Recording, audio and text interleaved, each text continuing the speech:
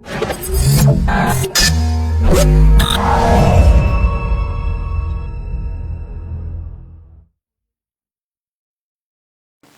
name is Hamza Ahmed, and my background, education-wise, I got my bachelor's degree in linguistics from St. Cloud State University in order to teach English to Somali refugees and also to teach English overseas in the Middle East.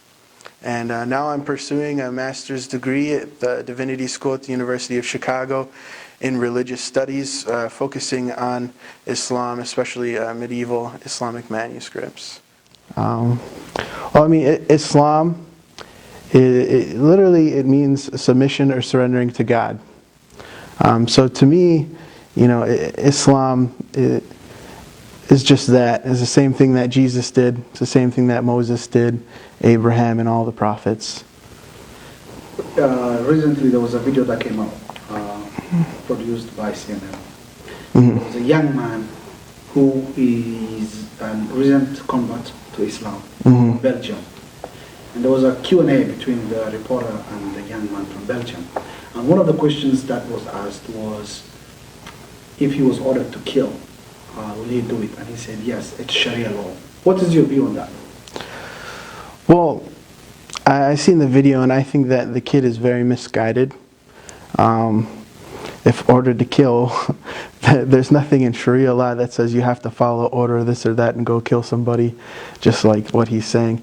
The thing is that the word Sharia in Arabic, it means path to water or path to goodness. And in the Islamic context, it means the path to God. It's your personal relationship with God. And it mostly has to do with ritual worship, like fasting and praying and making pilgrimage and those things. He's just so far off from the regular Islamic paradigm. How so? Well, that person was brainwashed by ISIS. And ISIS, they have their own interpretation of Islam that is very, very far from all the other interpretations that exist out there, where they're very violent.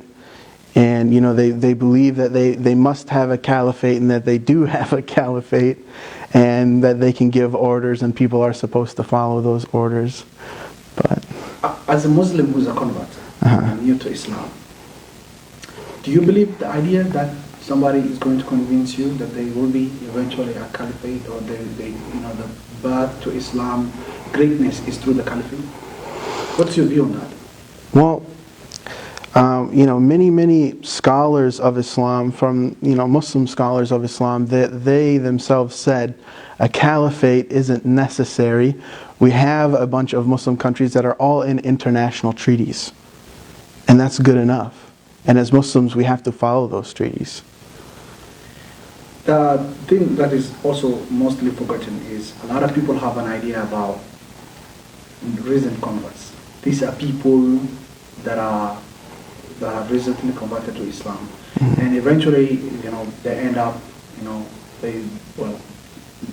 they end up doing something bad in the name of Islam. What is your specific view of that? Here in the United States, about 65% of the people who did join ISIS are converts, but they're brand new converts most of the time, a year or two, or even less than a year. And so, some people question, were these people terrorist or criminal or mentally ill, and then they converted and then they used Islam as a platform, to get fame or those types of things. The people who convert, they don't have a lot of knowledge about Islam. It takes years to learn about Islam. There's many different interpretations of Islam out there. If they're isolated and only getting information from the internet, well, they're going to get misinformation. The internet's full of more misinformation than it is true information. And that's often what's happening. You have a great book in your hand. Can you tell us about what the book is about? So this book... And why that is important to you? This book is called Refuting ISIS. It's from Muhammad Yaqoubi, who is a scholar from Syria, from Damascus, Syria. Comes from a long line of scholars. And this is just a proof that, not all Muslims believe the same thing. many different Muslims have many different interpretations. If someone says Islam is this, Sharia is this, well, to who? You know, to which Muslim believes that? When and where? Because they all have different beliefs about it. And this is a direct refutation of, you know, ISIS ideologies and interpretations. You converted to Islam. I grew up as a Muslim. I was born as a Muslim. And there was nowhere about Islam that told me I can be violent, I can go kill innocent people. You being a recent Muslim, a recent convert, what's your view on that? Have you ever been told that you can kill somebody? Has somebody ever said to the notion, that the idea that Islam is for violence? Well, you know, I converted 2010, and from the very beginning it was always taught that Islam comes from the Arabic root salama, which means peace.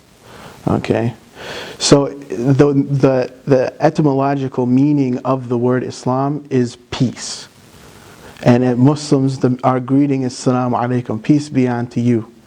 So, you know, violence was never a part of anything that, you know, I studied or learned in my madrasa education.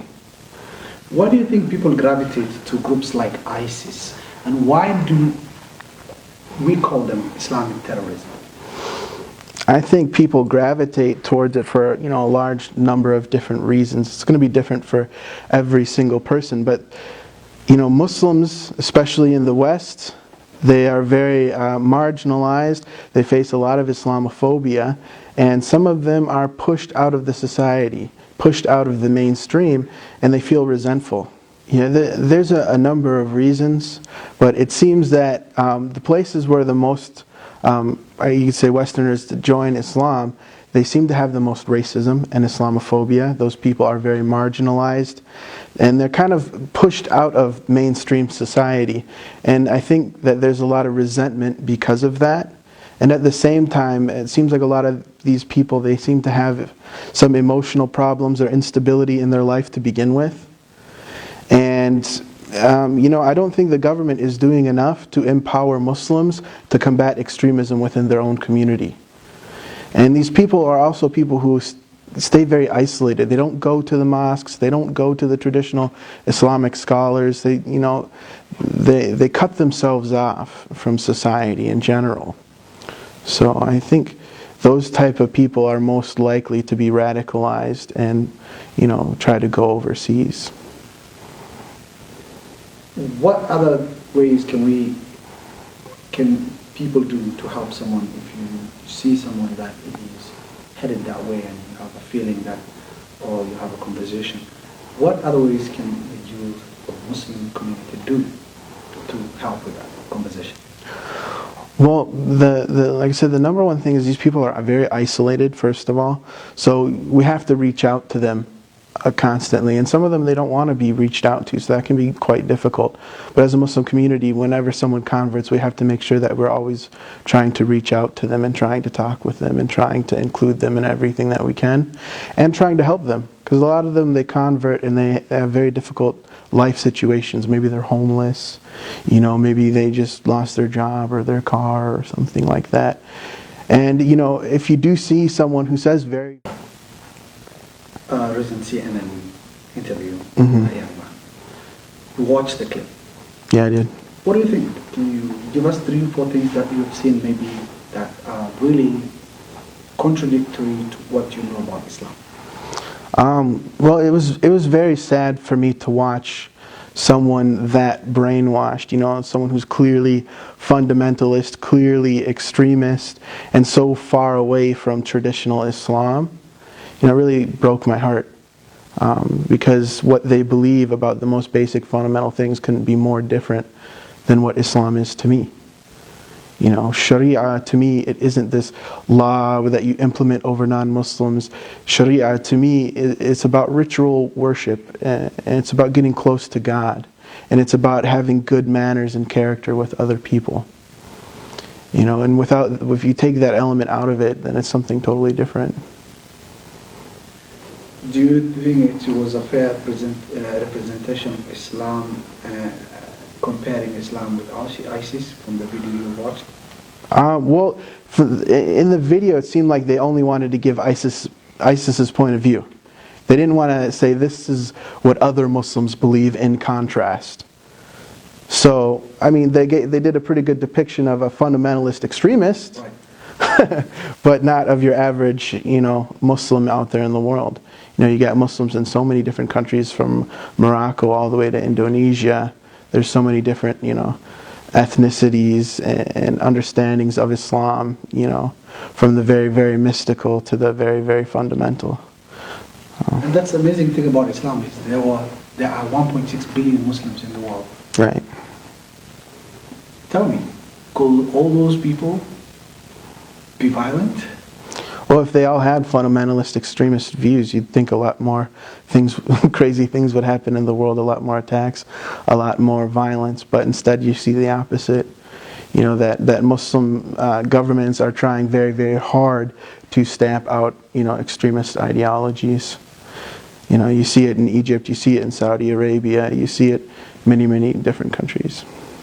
Could they also be blamed in this idea of extremism in some of these countries, like Saudi Arabia, Egypt? Could they also take the blame? I think they could do more. I definitely think they could do more. I don't know, if blaming might be the right word, but I think they could definitely do more to combat extremism and combat this takfiri ideology, is what we call it in the Islamic tradition, which is takfir means excommunication.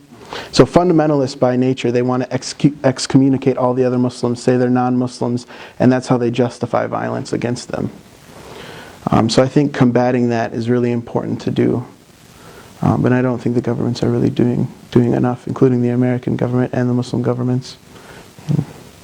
Is there anything you want to add that you have forgotten or you want to say from watching the video or from your understanding of Islam?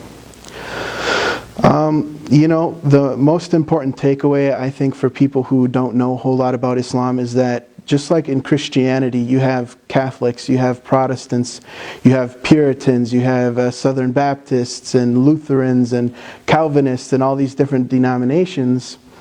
Islam in the same way is also very heterogeneous. You have many different ideologies, many different groups, many different theologies, many different belief systems about Islam. Religion is just a reaction to Scripture. And so people will react in different ways to the Quran. They'll interpret the Quran in different ways. They'll understand it in different ways. They'll understand the Sharia in different ways. And that's why you have 3 different schools of theological thought in Sunni Islam. You have 4 different schools of Islamic jurisprudence in Sunni Islam. And in Shia Islam, you have 12ers, you have 7ers, you have 5er Shias. It's all very, very diverse and very multicultural with many different languages and understandings. And just like Christianity. So, you can't say all Muslims are this. Islam is this, Sharia is this, and paint it all with the same brushstroke, which is too often what the media does.